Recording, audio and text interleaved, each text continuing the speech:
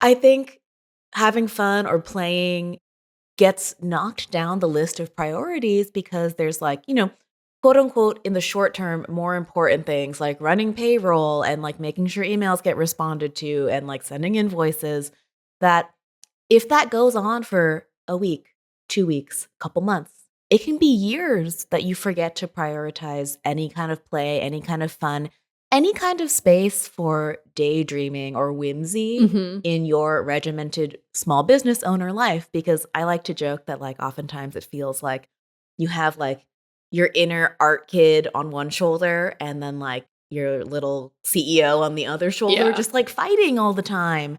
And the CEO oftentimes wins out because we live in a society where we have to pay so much money to exist. Mm-hmm. And if you let the little business person drive all the time, you will burn out.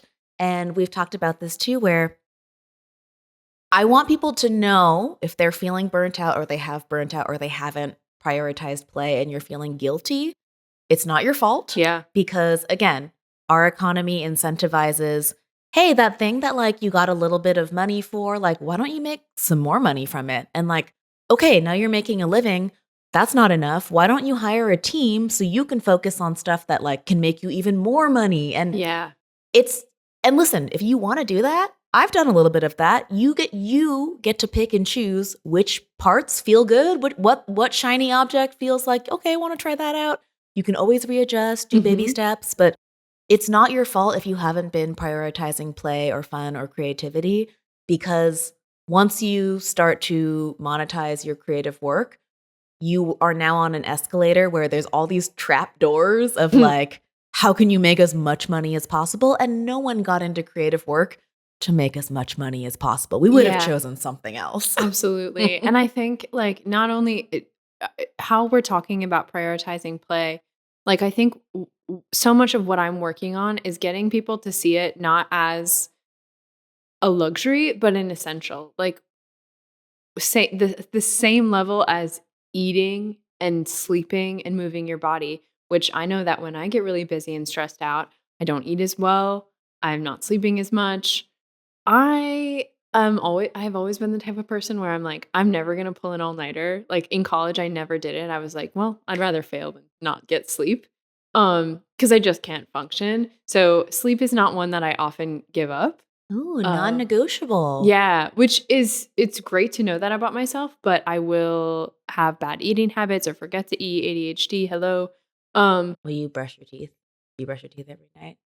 No. Not. Can't go me either. I was like every day. Yeah. I definitely do it You're every like, I'll morning. get to it like 8 hours later. Yeah. Oh man. Yeah. Every night is tough. It's a habit that I'm working on building. I do brush them every morning. I'm really good in my morning routine. At least once every 24 hours. Yes.